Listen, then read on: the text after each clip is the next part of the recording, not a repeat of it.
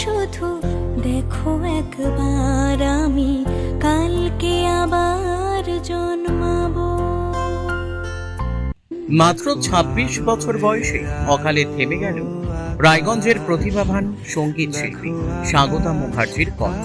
সকলের প্রিয় লিসা শনিবার সন্ধ্যায় একটি বেসরকারি হাসপাতালে শেষ নিঃশ্বাস ত্যাগ করেন।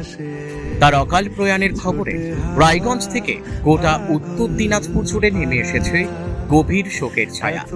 শোক স্তব্ধ সাংস্কৃতিক মহল, পরিচিত জন, সহকর্মী থেকে শুরু করে বিভিন্ন সামাজিক ও সাংস্কৃতিক সংগঠন।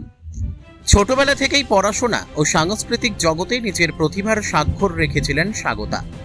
সুদর্শনপুর দ্বারিকা প্রসাদ উচ্চ বিদ্যাচক্র থেকে উচ্চ মাধ্যমিকে ৯৫% নম্বর নিয়ে উত্তীর্ণ হওয়ার পর কলকাতার SSKM থেকে নার্সিংয়ের ডিগ্রি অর্জন করেন তিনি।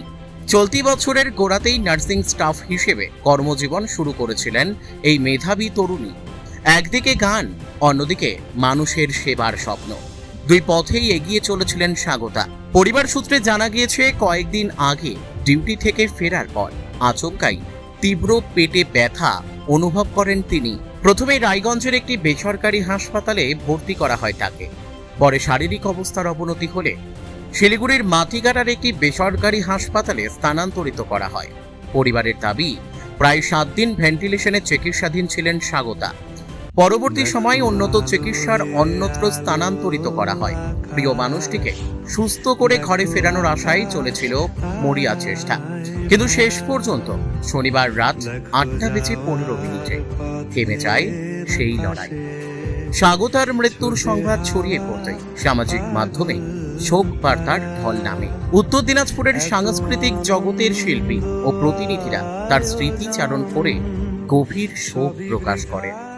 তাদের কথায়, স্বাগতা শুধু একজন প্রতিভাবান গায়িকা ছিলেন না, ছিলেন প্রাণবন্ত, মেধাবী ও সম্ভাবনাময় এক তরুণী। তার চলে যাওয়া সাংস্কৃতিক জগতে তৈরি করল অপূরণীয় শূন্যতা। স্বাগতার অকাল মৃত্যুর পর ফের সামনে এসেছে উত্তর দিনাজপুরে উন্নত চিকিৎসা পরিকাঠামোর প্রয়োজনীয়তার প্রশ্ন। রায়গঞ্জ মার্চেন্ট অ্যাসোসিয়েশনের সাধারণ সম্পাদক অতনু বন্ধু লাহিড়ী থেকে শুরু করে একাধিক ব্যক্তিত্বরা উন্নত চিকিৎসা পরিষেবার দাবিতে রায়গঞ্জে এইমসের প্রয়োজনীয়তার কথা তুলে ধরেছেন।